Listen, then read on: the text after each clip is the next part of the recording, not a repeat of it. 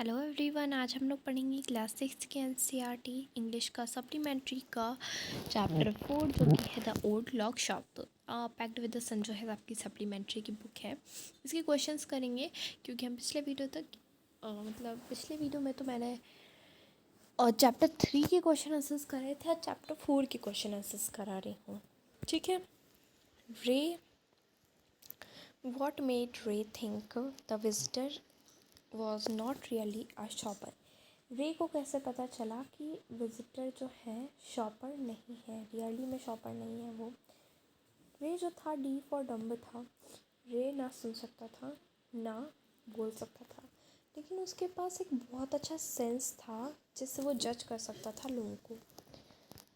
लेकिन वहाँ पे कोई भी साइन नहीं दिख रहा था फ्रेंडलीनेस का, है ना, आदमी की आँखों में। With this experience with the customer के एक्सपीरियंस, और जैसे कस्टमर को डील करना है उसके एक्सपीरियंस से उन्हें पता चल गया कि वो शॉपर तो नहीं है, ना ही वो एक कस्टमर है। आपको क्या लगता है कि he had come to the shop, वो क्यों आया होगा शॉप में? आपको क्या लगता है? जो विजिटर है वो शॉप में इसलिए नहीं आया था, कुछ भी लेने नहीं आया था, लेकिन वो क्या करने आया था, उसको मनी की बहुत ज़रूरत थी, इसलिए वो वहाँ पे मनी लेने आया था। हाउ डिड रे कम्युनिकेट विद हिम, रे ने कैसे कम्युनिकेट किया? तो रे जो था डी फॉर डम था, जैसे मैंने आपको बताया, ना वो सुन सकता था ना वो बोल सकता था। तो उसने कम्युनिकेट किससे किया? और उसने नोटपैड से कम्युनिकेट किया और उस पर रिप्लाई लिखा। ठीक है।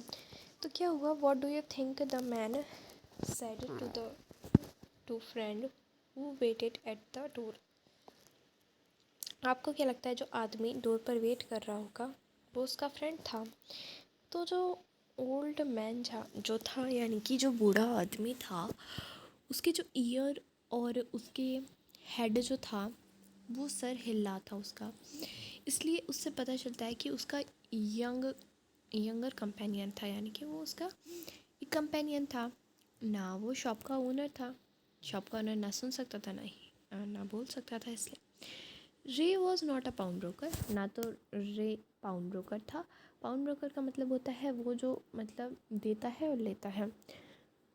तो फिर उसने क्यों मनी को दे दिया और एक्सचेंज कर दिया ओल्ड वॉच और क्लॉक से? तो रे जो था वो पाउंड ब्रोकर नहीं था, लेकिन उसने लैंड इसलिए कर दिया ताकि सिक्योरिटी रहे कुछ आइटम की।